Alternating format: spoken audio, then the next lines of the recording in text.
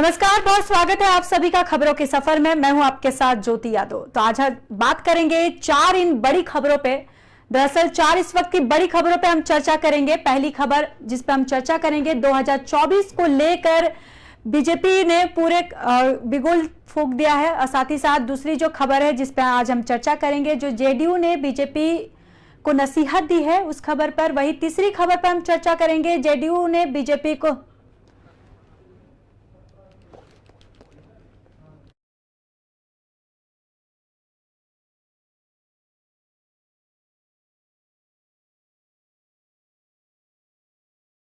इस वक्त की चार बड़ी खबरों पर हम चर्चा करेंगे। पहली खबर है 2024 को लेकर बीजेपी ने जो बिगुल फूंक दिया है उसके ऊपर आज हम बात करेंगे। साथ ही साथ हम दूसरी खबर पर चर्चा करेंगे, जेडीयू ने बीजेपी को नसीहत दे दी है। वहीं तीसरी खबर पर आज हम चर्चा करेंगे, क्रिकेट वर्ल्ड कप का शेड्यूल जारी कर दिया गया है। वहीं चौथी खबर पर चर्चा करेंगे, हिमाचल में लैंडस्लाइड से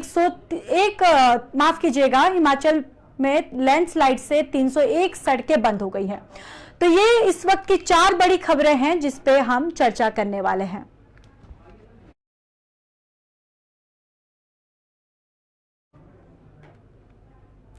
प्रधानमंत्री नरेंद्र मोदी ने मंगलवार को भोपाल में मेरा बूथ सबसे मजबूत कार्यक्रम में 2024 के लोकसभा चुनाव को लेकर बिगुल फूंक दिया है। उन्होंने बीजेपी कार्यकर्ताओं को संबोधित करते हुए कांग्रेस और विपक्षी दलों पर हमला बोला। उन्होंने कांग्रेस और विपक्षी दलों पर हमला बोलते हुए कहा कि एक तरफ इस तरह के लोग हैं जो तुष्टीकरण अपने स्वार्थ के लिए छोटे छोटे कुनबे दूसरों के खिलाफ खड़े कर देते हैं, और दूसरी तरफ हम बीजेपी के लोग हैं। बीजेपी ने यह तय किया है कि हमें तुष्टीकरण के रास्ते पर नहीं चलना है। देश का भला करने का रास्ता तुष्टीकरण नहीं है, संतुष्टीकरण है। उन्होंने अपने संबोधन में आगे कहा कि कुछ लोग सिर्फ अपने ही दल के लिए जीते हैं, दल का ही भला करना चाहते हैं, और ये वो सब इसलिए करते हैं क्योंकि उन्हें भ्रष्टाचार, कमीशन, कट मनी का हिस्सा मिलता है।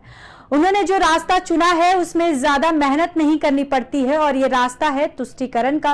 पीएम मोदी ने इस दौरान बूथ कार्यकर्ताओं के सवालों के जवाब भी दिए, और इन्हीं कार्यकर्ताओं में एक लखनऊ के बड़ा चांदगंज के रहने वाली रीना चौरसिया ने पूछा कि पहले लोग 3 तलाक का विरोध कर रहे थे और अब यूनिफॉर्म सिविल कोड का विरोध कर रहे हैं।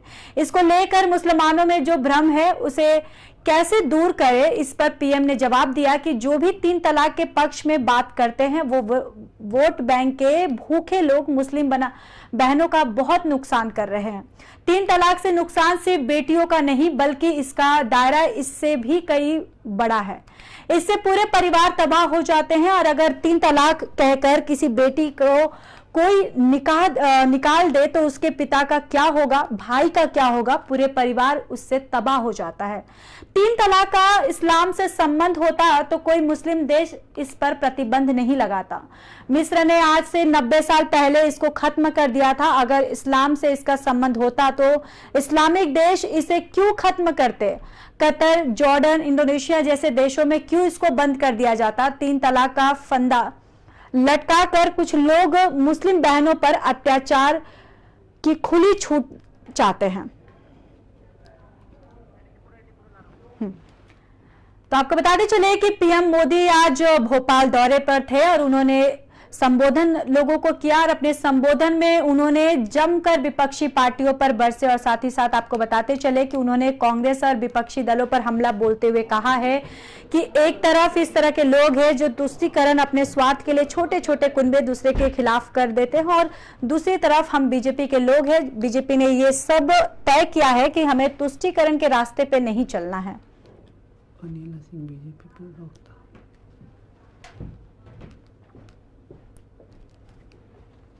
तो इसी खबर पर हमारे साथ चर्चा करने के लिए अनिला सिंह, बीजेपी प्रवक्ता, हमारे साथ जुड़ चुके हैं। अनिला जी, बहुत बहुत स्वागत है।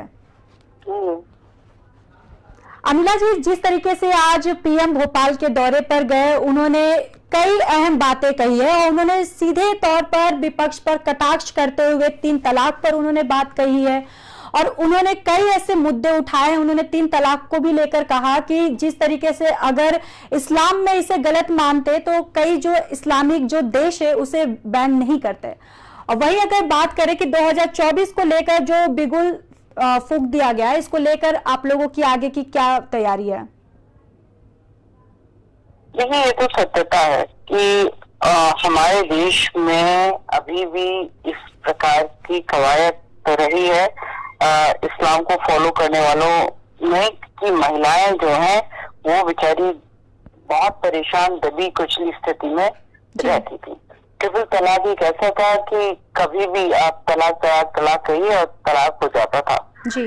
और सैकड़ों की संख्या में केसेस आए। उसके बाद जो पढ़े लिखे समझदार मौलवी मौलाना महिलाएं हैं या और पुरुष हैं, उन सब ने कहा कि ये क्रिमिनलाइज होना चाहिए। फिर मोदी जी की सरकार ने हिम्मत दिखाई, कहते हैं ना पॉलिटिकल विल, वो दिखाई और उसके बाद ट्रिपल तलाक को क्रिमिनलाइज किया और ये टोटली मुस्लिम बहनों के फेवर में है।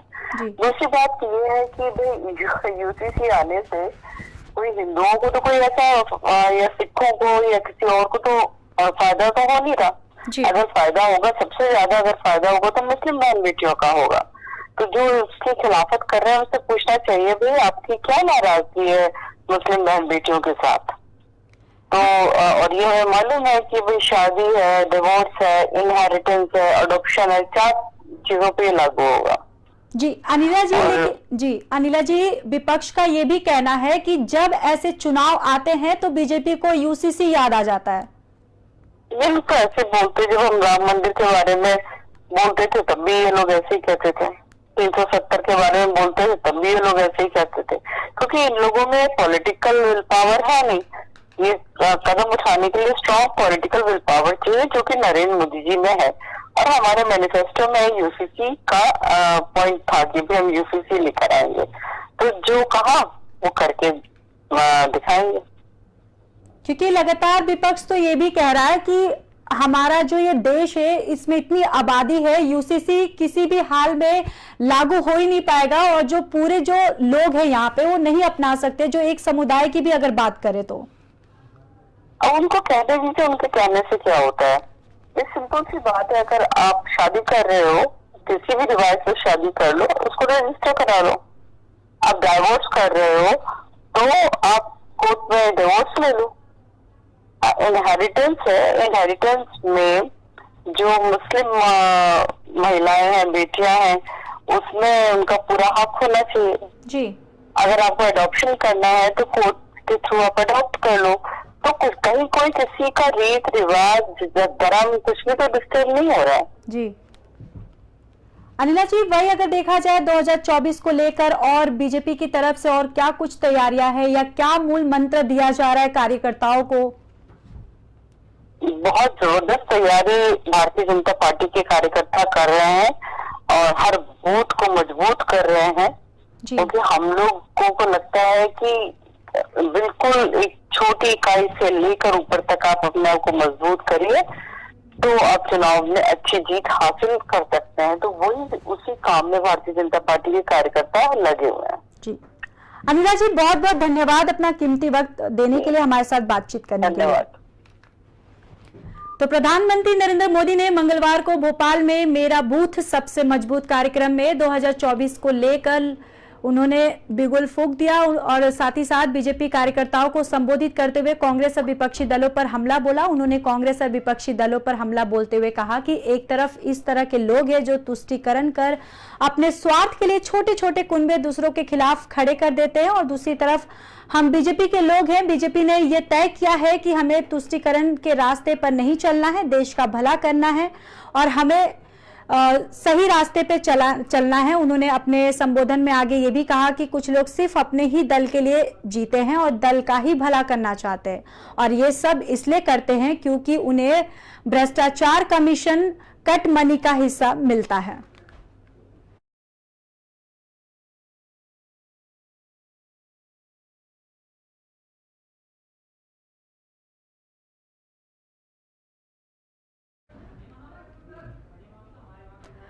तो चलिए बढ़ते हैं अगली खबर की ओर। पटना में 23 जून को बिहार के मुख्यमंत्री नीतीश कुमार और उप मुख्यमंत्री तेजस्वी यादव की मेजबानी में विपक्षी दलों के बीच बैठक हुई, जिसमें 15 विपक्षी पार्टियों ने हिस्सा लिया था। इस बैठक का उद्देश्य नरेंद्र मोदी के नेतृत्व वाली मौजूदा सरकार के खिलाफ लोकसभा चुनाव से पहले दमदार विपक्ष तैयार करना था। 23 जून को पटना में हुई यह बैठक नरेंद्र मोदी सरकार के खिलाफ अब तक की सबसे बड़ी गोलबंदी है। ऐसा इसलिए क्योंकि सभी दलों ने अपने अपने शीर्ष नेताओं को इस बैठक के लिए भेजा था और साल 2024 में होने वाले लोकसभा चुनाव को देखते हुए बीजेपी के लिए इन कद्दावर नेताओं का एक मंच पर आना किसी बड़ी चुनौती से कम नहीं है।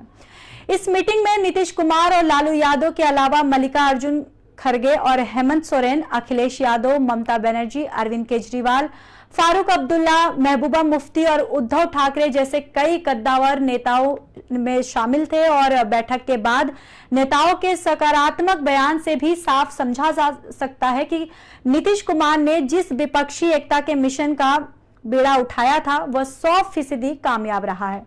बैठक में सभी विपक्षी दलों ने बीजेपी हटाओ मुहिम को गंभीरता से लिया और ऐसा लगता है कि इस बैठक के बाद विपक्षी दलों के बीच ये स्पष्टता आ चुकी है कि साल 2024 में बीजेपी के खिलाफ संयुक्त उम्मीदवार उतारने में ही समझदारी है। और पत्रकारों से बात करते हुए लालू यादव ने कहा कि विपक्षी पार्टियों की अगली बैठक जुलाई में शिमला में होगी, जिसमें आगे की रणनीति तय की जाएगी।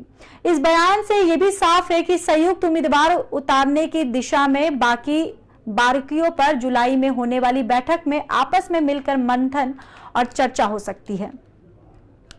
तो लगातार विपक्षी पार्टियां बीजेपी के खिलाफ एकजुट होकर विपक्षी आने वाले लोकसभा चुनाव में बीजेपी को हराने की जद्दोजहद में लगी है। वहीं आपको बताते चले कि पटना में 23 जून को बिहार के मुख्यमंत्री नीतीश कुमार और उप मुख्यमंत्री तेजस्वी यादव की मेजबानी में विपक्षी दलों के बीच बैठक हुई, जिसमें 15 विपक्षी पार्टियों ने हिस्सा लिया। और इस बैठक का उद्देश्य नरेंद्र मोदी के नेतृत्व वाली मौजूदा सरकार के खिलाफ लोकसभा चुनाव से पहले दमदार विपक्ष तैयार करना था। वहीं 23 जून को पटना में हुई यह बैठक नरेंद्र मोदी सरकार के खिलाफ अब तक की सबसे बड़ी गोलबंदी है। ऐसा इसलिए क्योंकि सभी दलों ने अपने अपने शीर्ष नेताओं को इस बैठक के लिए भेजा था। साल 2024 में होने वाले लोकसभा चुनाव को देखते हुए बीजेपी के लिए इन कद्दावर नेताओं का एक मंच पर आना किसी बड़ी चुनौती से कम नहीं है। इस मीटिंग में नीतीश कुमार और लालू यादव के अलावा मल्लिकार्जुन खड़गे, हेमंत सोरेन और अखिलेश यादव, ममता बनर्जी, अरविंद केजरीवाल, फारूक अब्दुल्ला, महबूबा मुफ्ती और उद्धव ठाकरे जैसे कई कद्दावर नेता इस बैठक में शामिल हुए थे।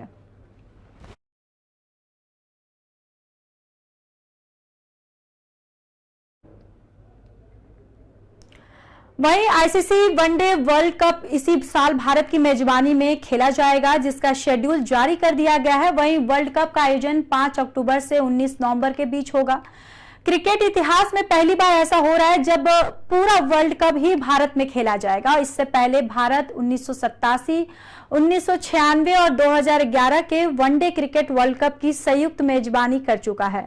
मुंबई में मंगलवार को 13वें वनडे वर्ल्ड कप का पूरा शेड्यूल जारी कर दिया गया है। ये पूरा टूर्नामेंट 46 दिनों का होगा। वर्ल्ड कप का आगाज 5 अक्टूबर को अहमदाबाद में डिफेंडिंग चैंपियन इंग्लैंड और पिछले बार की रनर-अप न्यूजीलैंड के बीच मुकाबले से होगा। वहीं भारतीय टीम अपना पहला मुकाबला 8 अक्टूबर को ऑस्ट्रेलिया के खिलाफ चेन्नई में खेलेगी। वर्ल्ड कप में भारत और पाकिस्तान के बीच मुकाबला 15 अक्टूबर को अहमदाबाद के नरेंद्र मोदी स्टेडियम में खेला जाएगा। फाइनल 19 नवंबर को अहमदाबाद के नरेंद्र मोदी स्टेडियम में खेला जाएगा। वहीं वर्ल्ड कप के दौरान 10 टीमें राउंड रोबिन लीग में एक दूसरे में भिड़ेंगी और जिसमें 45 मुकाबले होंगे। प्रत्येक टीम राउंड रोबिन प्रारूप में अन्य टीमें भी खेलेंगी और जिसमें शीर्ष 4 टीमें नॉक आउट चरण के लिए क्वालिफाई होंगी। पहला सेमीफाइनल 15 नवंबर को मुंबई के वनडे स्टेडियम और वानखेड़े स्टेडियम और दूसरा सेमीफाइनल 16 नवंबर को कोलकाता के ईडन गार्डन में खेला जाएगा। अगर भारत सेमीफाइनल के लिए क्वालिफाई करता है तो वो अपना सेमीफाइनल मुकाबला मुंबई में खेलेगा।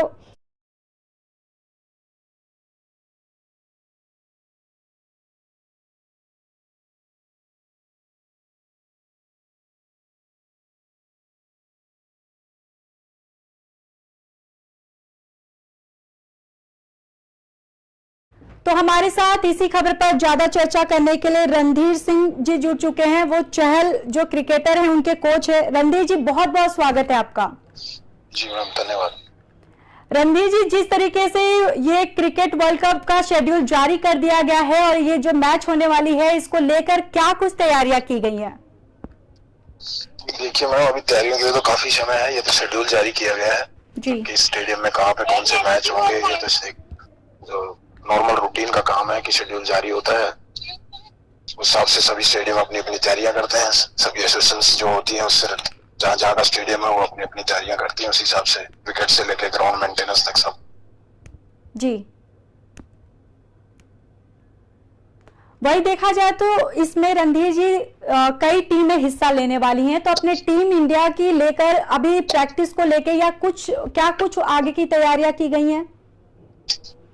देखिए, कई इस बार टीमें तो कम हैं क्योंकि मैचेस ज्यादा हैं। इस बार 10 टीमें हिस्सा ले रही हैं। पहले नॉर्मली 16 टीमें लेती थी, तो ये हर वर्ल्ड कप में थोड़ा डिफरेंट होता है। इस बार काफी साल बाद ये पुराने वाले 92 के वर्ल्ड कप में जो अपनाया गया था लीग फिक्सचर, वही इसी में है। वही 10 टीमें हैं और सब एक दूसरे से खेलेंगी टीमें।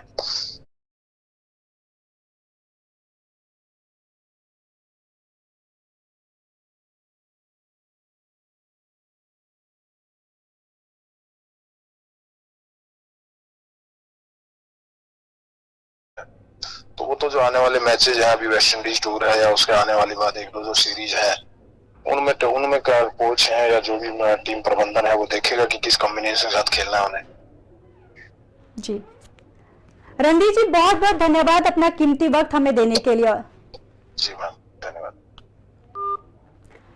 तो बताते चले कि इतिहास में पहली बार ऐसा हो रहा है जब पूरा वर्ल्ड कप भारत में ही खेला जाएगा। और इससे पहले भारत 1987, 1996 और 2011 के वनडे क्रिकेट वर्ल्ड कप की संयुक्त मेजबानी कर चुका है। वहीं मुंबई में मंगलवार को 13वें वर्ल्ड कप का पूरा शेड्यूल भी जारी कर दिया गया और ये पूरा टूर्नामेंट 46 दिनों का होगा। वर्ल्ड कप का आगाज 5 अक्टूबर को अहमदाबाद में डिफेंडिंग चैंपियन इंग्लैंड और पिछले बार की रनर अप न्यूजीलैंड के बीच मुकाबले से होगा। वहीं भारतीय टीम अपना पहला मुकाबला 8 अक्टूबर को ऑस्ट्रेलिया के खिलाफ चेन्नई में खेलेगी। वर्ल्ड कप में भारत और पाकिस्तान के बीच मुकाबला 15 अक्टूबर को अहमदाबाद के नरेंद्र मोदी स्टेडियम में खेला जाएगा और फाइनल 19 नवंबर को अहमदाबाद के नरेंद्र मोदी स्टेडियम में खेला जाएगा। और वर्ल्ड कप के दौरान 10 टीमें राउंड रोबिन लीग में एक दूसरे में भिड़ेंगी।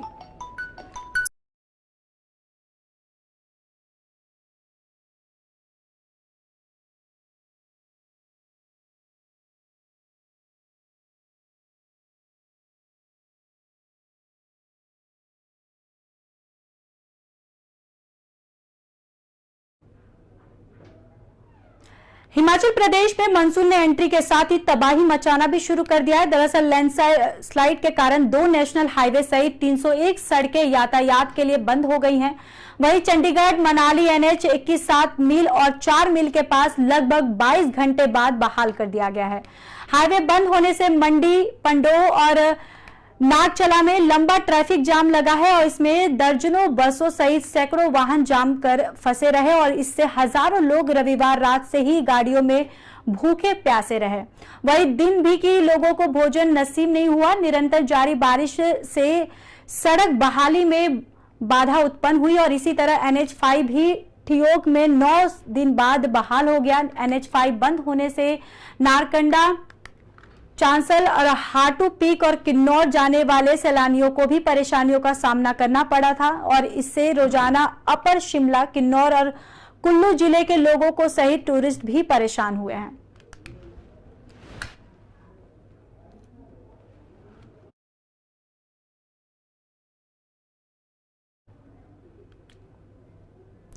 इस बुलेटिन में मेरे साथ बस इतना ही। बाकी देश और दुनिया की खबरों के लिए देखते रहिए P न्यूज़।